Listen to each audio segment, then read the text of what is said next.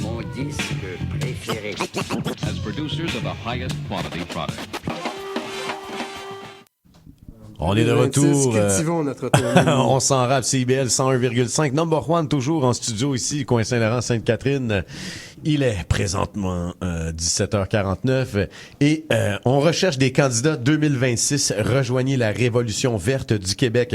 En 2026, cultivons notre autonomie. Le Bloc Pot propose de bâtir une économie circulaire, souveraine et durable. On est avec Jean-Patrick, nouveau chef du Bloc Pot. Comment ça va?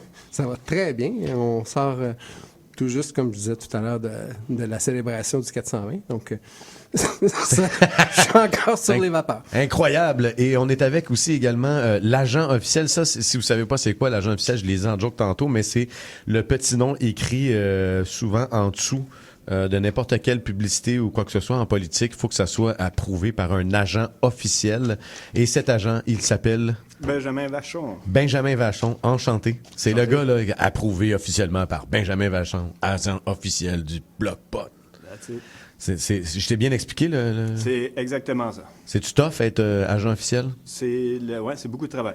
C'est beaucoup de travail. Ben, pour Nice. quelque chose de bénévole, oui, c'est beaucoup de travail. Qu'est-ce qui t'a donné envie de t'impliquer dans le Bloc Pot?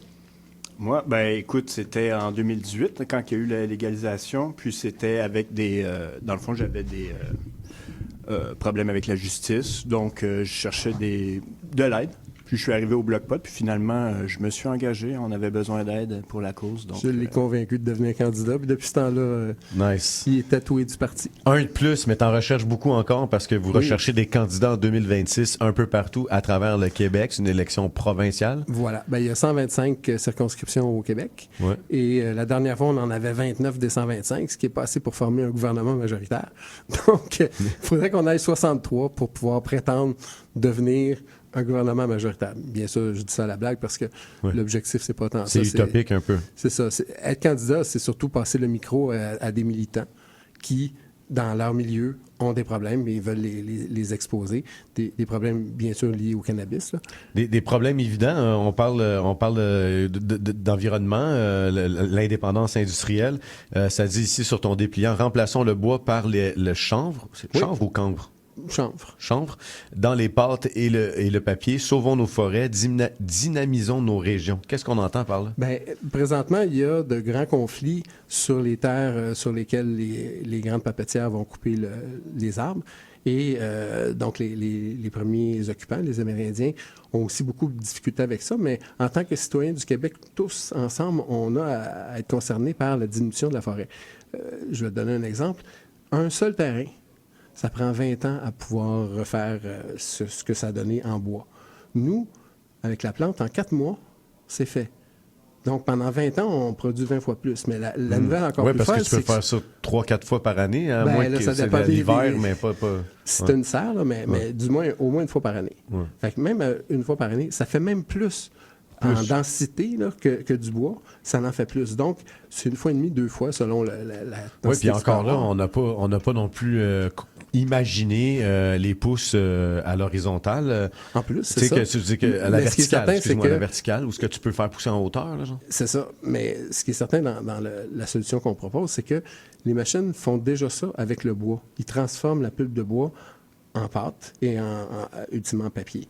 Nous, on propose exactement la même chose avec une plante. La machinerie est adaptée, il n'y a aucun problème. Elle est faite pour faire ça, puis c'est encore moins dur que du bois. Donc, la solution, elle existe. Mais parce qu'il y a un opprobre, c'est toujours un loisir, c'est honteux, c'est etc., etc. Ben, c'est l'excuse qu'on donne, j'ai l'impression, moi, en tout cas, de mon point de vue personnel, qu'on donne pour justement restreindre, mais il y a tellement de propriétés intéressantes et avantages, mais au niveau économique, ça nuit à des gens. Ça nuit à des gens qui s'opposent. J'en suis un des premiers à pouvoir vous dire.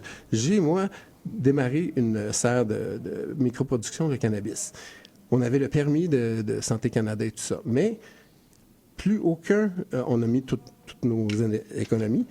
Mais arrivé à la fin, on devait avoir un prêteur privé, parce que les banques oublient ça, là, aucune banque qui va te prêter là-dessus. Bien, tout ça, c'est une espèce d'amalgame que je fais, là, mais quand même, Ouais.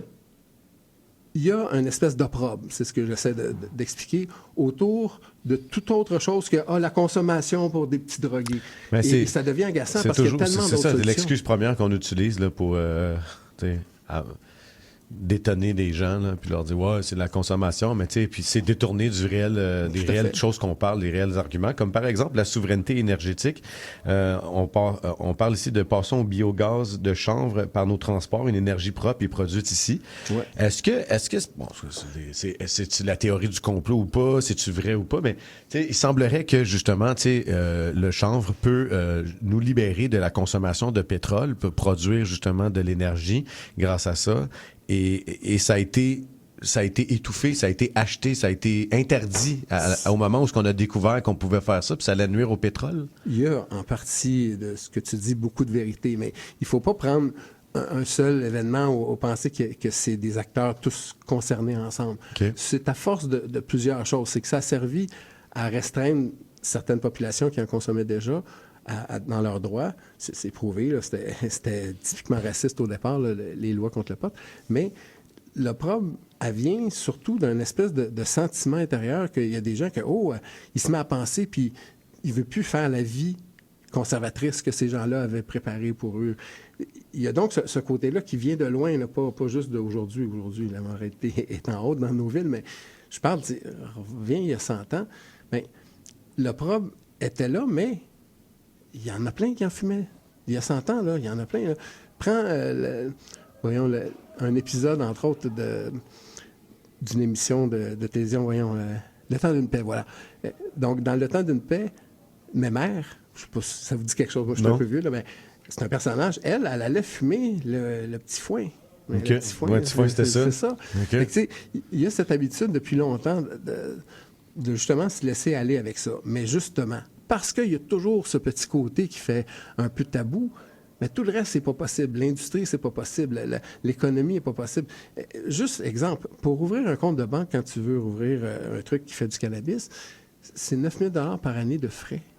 Juste à cause que tu as Oui, c'est ça. Mais si tu faisais autre chose, il n'y a pas de problème. Non, parce que j'ai une entreprise, moi, ça ne me coûte pas ça. Là. Exactement. Et c'est là que j'en viens. C'est que nous, coûte cher, pareil, on est tanné que ça soit juste, OK, là, les fumeux, vous avez eu votre droit. Non, c'est pas notre droit, c'est sortir la plante de ce carcan inutile dans lequel on a dit, OK, ça, c'est juste de la drogue, puis c'est pour les fuckés.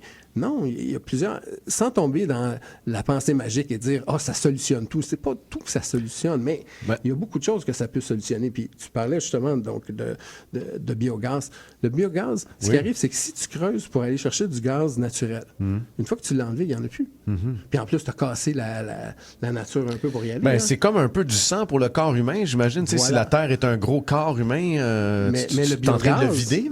C'est ça, mais le biogaz, à l'inverse, qu'est-ce qui arrive? C'est que justement, tu peux le renouveler. C'est donc une façon plus écologique de voir nos transports puis l'énergie qu'on va consommer dans le futur. On ne dit pas que c'est l'unique solution. En passant, moi, je suis contre des solutions uniques. La preuve, la monoculture, c'est la pire affaire qui peut pas arriver parce que s'il arrive une bébite, puis là, tout le monde ne peut plus rien produire.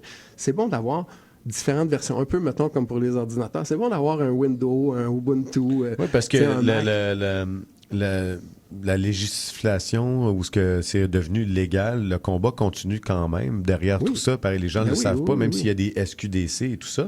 On parle ici culture et responsabilité. Créons des cannabistros gérés par la SQDC pour la consommation sécuritaire, conviviale et normalisée.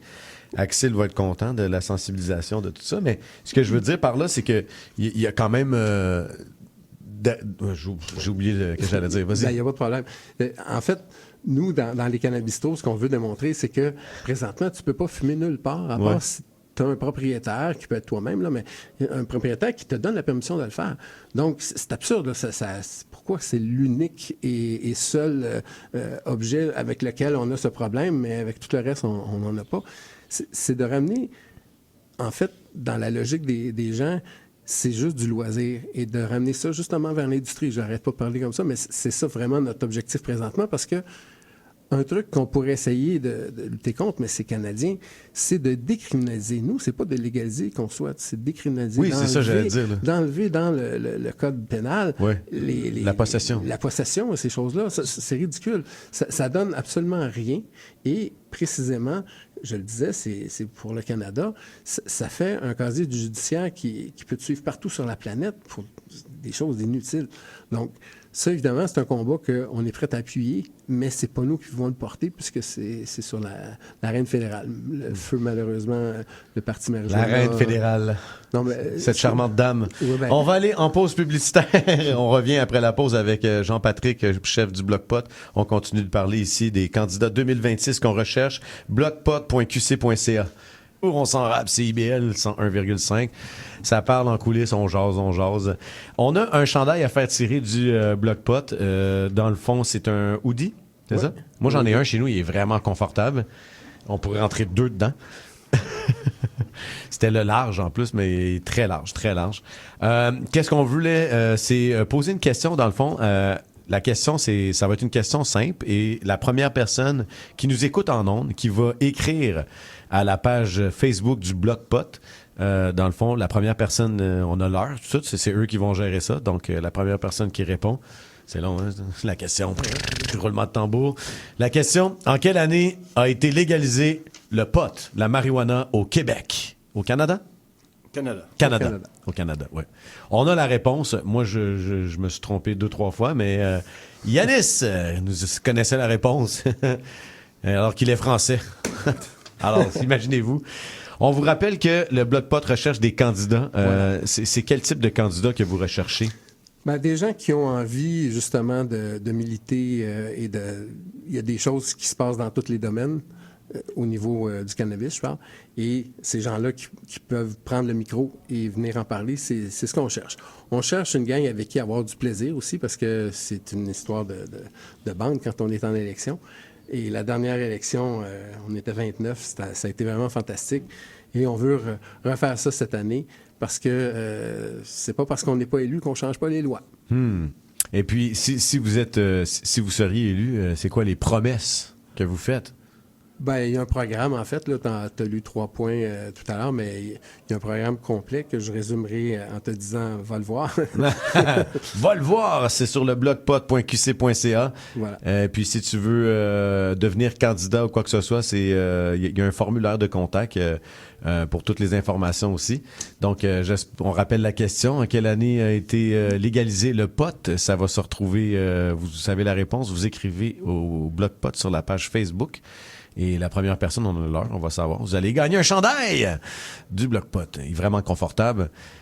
Tu m'as dit, hors d'onde, que tu avais une anecdote avec ton du 420, oui, avec 420. Benjamin ici, oui. Oui. Alors, pour mettre la prémisse, on avait organisé une espèce de déjeuner très infusé avec une trentaine de personnes. Puis, après ça, on est parti à pied vers le 420 sur la montagne. On était passablement affectés. En tout cas, moi, j'en avais vraiment beaucoup mangé. Et il y a des gens qui nous y attendaient, là. Les anticipateurs. Les anticipateurs étaient là? Oui, les anticipateurs nous attendaient parce qu'ils nous avaient demandé de faire quelque chose. Ils nous ont dit, nous autres, on veut donner 420 joints, mais on ne veut pas avoir de problème avec la police. Les anticipateurs? Oui, ils ont dit, voulez-vous le faire à notre place? On a dit oui, pas de problème. Donc, Benjamin, un autre avec nous, Hugo Richard et moi-même, on a accepté. Alors, ils nous ont donné un gros sac. Et là, ils ont reculé leur... Une remorqueuse? Oui, leur flatbed. remorqueuse. C'est ça. Sur laquelle ils ont strappé des speakers. OK. Et ils ont fait 4 chansons. En live? Live. Puis on était sur la même surface qu'eux à donner des joints. Au début, tout le monde était curieux quand ils ont ouvert. Et là, quand ils ont annoncé qu'ils donnaient des joints, la vague de gens qui sont tous arrivés en même temps de partout sur nous autres, une chance qu'on était surélevés parce qu'on se serait fait écraser.